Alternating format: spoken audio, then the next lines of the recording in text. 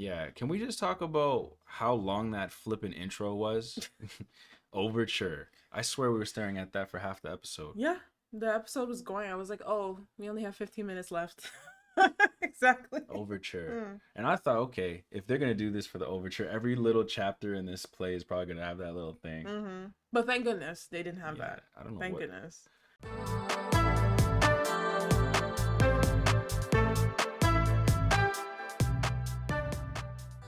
Hey guys, welcome back to our channel. We are Sweet 11.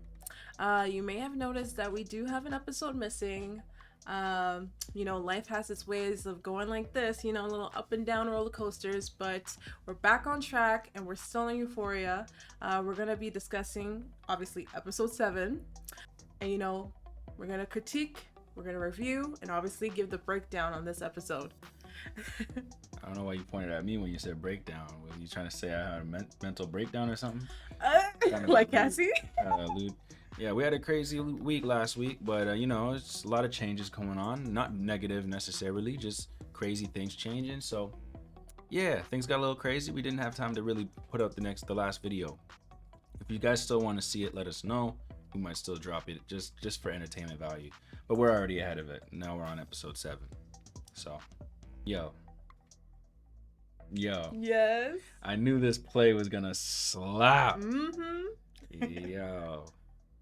Not even like in real life, I couldn't care less about a stage play. You know what I mean?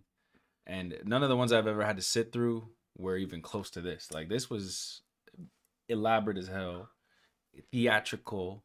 Definitely. You know what I'm saying? Bombastic, vibrant. You know what I'm saying? All the words in the dictionary It's too. brilliant. To explain wow. Magnifico. You know what I mean? Yo, Lexi. Obviously, Lexi freaking laid it down. Standing ovation. We knew she could do it too, right? We knew. Yo, standing ovation to her. 100%. But we also gotta give a nod to our boy Ethan.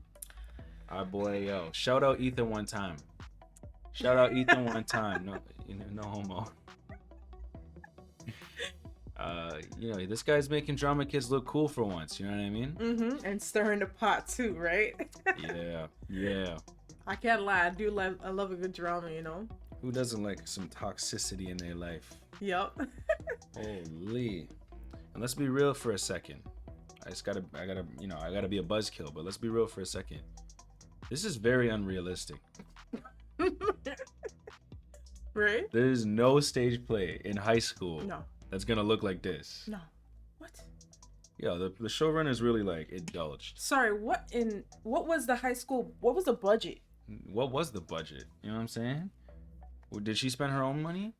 Was she asking Fesco for some like loans or something? You know what? Helping him sell? The lighting, the production, the value as a whole, like it's giving Broadway. That spinning platform? Yeah. Come on, man. Who built that? High schoolers? Yeah, right. Right. Yeah, right. That's some nonsense. 100%. Yo. But another thing that I gotta mention as well is how the heck did all of these actors that were in this play completely like keep their mouth shut about the content of the play? You know what I mean? I mean, there was a lot of stuff that could have been exposed for all these different characters in the show, and everybody was on their best behavior. Lexi, she ruled that stage with an iron fist. Oh yes, I loved it. I was like, you get to see a different side to her. She's not timid and observant. She's putting everything in the forefront and laying it out in front of everybody. It doesn't give This is where her boldness really shines out. She's very quiet and like, oh no, most of the time. So yeah. As for like some other things, like I just wanted to note out some things, because there was a lot to digest with this episode.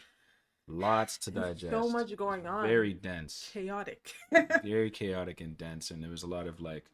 It's one of those episodes I think you gotta watch like 2 or 3 times, and you catch little things. Like for instance, you mentioned how Kalani made a post about it or something, right? Kalani went online. Yeah, she did. She said, I quit because she saw that Cassie had a poster of her first album in her bedroom. So she's like, is that what my music is teaching you? Like to be clinging on to a guy like that? I don't think so. Like, I mean, looking back, it sounds like it with some of the lyrics from her songs, to be honest. ooh, don't do Kalani like I'm not that. I'm I'm not trying to throw shots, but I used to be kind of a Kalani fan. I'm not gonna front, and I listened to the content of her music growing as she was growing up as an artist.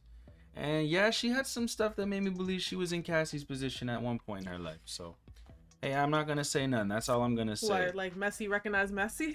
Yeah, yeah. I think whoever it is that put that photo in the scene was basing Cassie off somebody. I don't know. Shots fired. I don't know. That's interesting. And I just thought it was cool that she spotted it and said something. That was cool. So if Kalani's spotting these things, there's definitely a lot of things to be seen in this episode. Yep. Like there was a lot of stuff where I couldn't even tell what was happening on stage versus what was happening in like the actual show itself, like with the real characters, not the stage play actors. Yeah, I felt like the transition was very quick. Like you had to be on the ball mentally, like to know where like the storyline was following versus the play, right? Yeah. Like, like in terms of what's happening in reality versus how she's exposing everyone in the play, right? So Yeah, there's a lot of things in the show, especially in this episode here, that were alluding to Nate having some kind of gay thing going. Oh yes, honey. I mean, it was very, very highlighted in this episode. And if you haven't seen it yet, glitz and glam. I'll give you a highlight. At some point, there's a scene where Nate is getting goobered by his dad. I mean, that was shocking. I was not expecting that. We were like, is that even? They went there. Wow. Okay. They went there. And I don't know what that's supposed to mean, if that actually happened in the episode, or like if that was a real event that occurred and we just are now being told and shown that. Because that would explain why he's all mentally, that would explain why he's all messed up. Yeah. And just for context, goober is now the word we're gonna use to replace another word. We're just trying to beat the algorithm. If you know, you know. Honestly. I don't want to dwell too much on that stuff. I think you guys get the gist. It's very straightforward. Yeah. Nate, it's alluded to that he might be gay. Then there's that other thing with Cassie. Well, there's a lot with Cassie in this episode. Jam-packed. I mean, when is it not about Cassie at this point, right? Yeah, and first season didn't seem to be very Cassie driven, but this season is just all Cassie. And that girl's getting work now. She's blowing up. The actress. So yeah, she was like being treated like an actual girlfriend around the school, which I didn't really catch at first. Yeah. Like, cause it's hard to tell what's real in this episode, for me at least. Like she's walking around holding hands with Nate, like in public, in the school, passing by Maddie, and like looking like Maddie. Did anyone catch that? Yeah. Yeah. She's doing her makeup all like, exactly how Maddie does it, nice and dark and Maddie-esque. I mean, when he was dressing her like a doll, I don't even know what to say about that too. That caught me off guard. I'm like, girl, you gave him complete control. That's a fetish, actually. I don't know if I could say fetish on YouTube, but that I'm gonna say it three times. That's a fetish. So like, yeah, there are people who want their lives to be just completely controlled by their partner, and it's not just a sexual thing, like the whole thing. But for some reason, it's included. And in they'll pay BDSM. top dollar for that. Oh yeah, they'll pay. Yeah. Like in Bonding, that other show, Bonding. Yeah.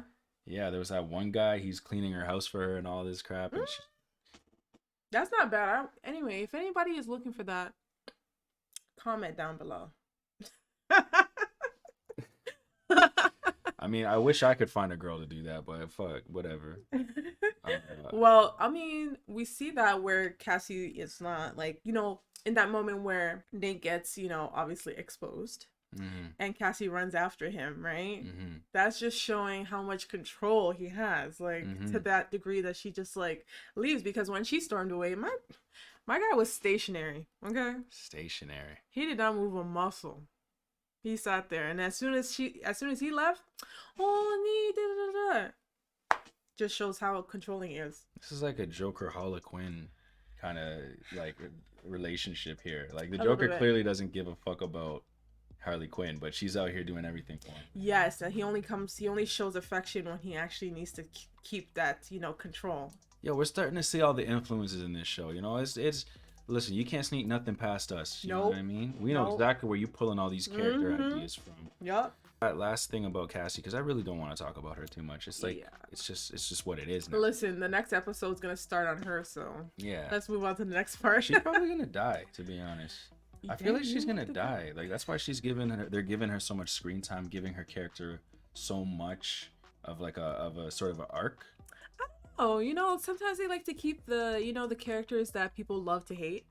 Mm, You don't want to kill off the person that everyone loves to hate. that's And- true. Oh, that's probably true. Yeah. Thinking of it from like a producer standpoint and like from the showrunner angle. Yeah. Yeah. They To always make a nice story, I don't know if that's always good, but true. I mean, they end up always killing the people that you love. Like you'll love a character, oh my god, and then they rip them off. Like for instance, Fesco, the situation with him, leading up to him going to Lexi's play.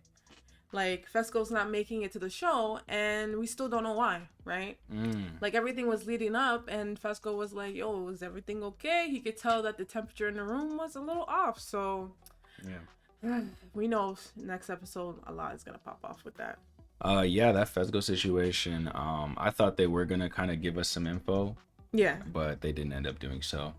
They teased. Yeah, they teased us. But hey, next episode's probably. I'm gonna guess the next episode might be the last one of the season, just because I think the last season was 8 episodes.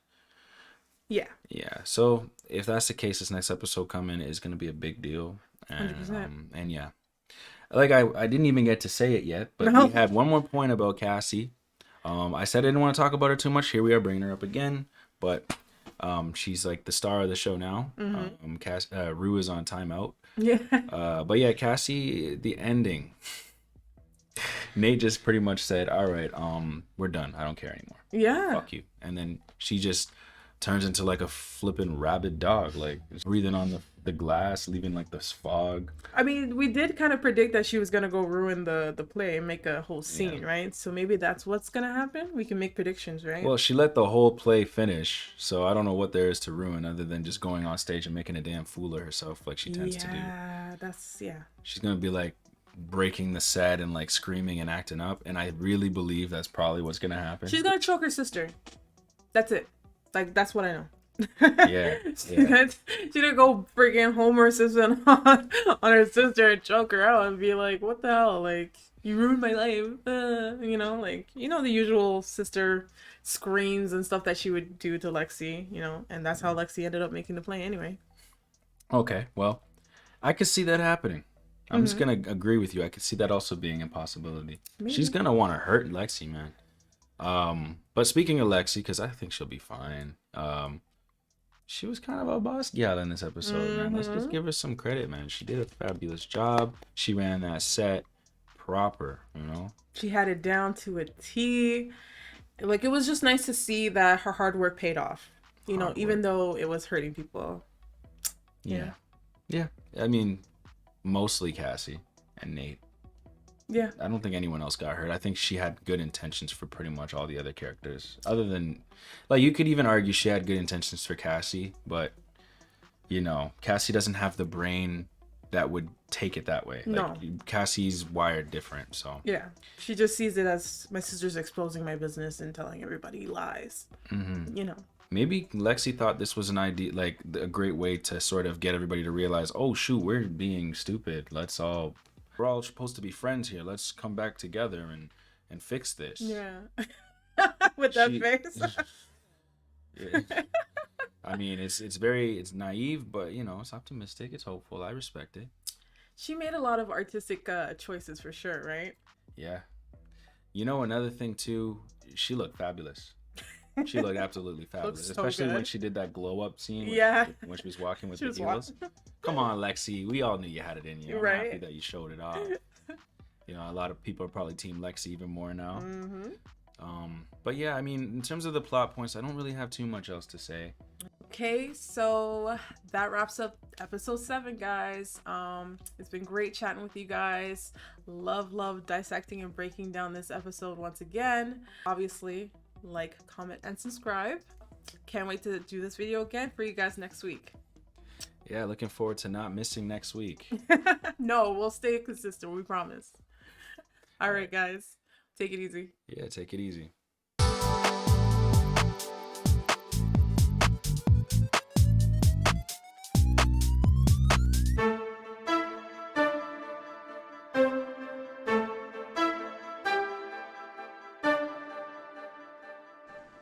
Don't just shake your head. Explain why the coffee's so good. Good taste.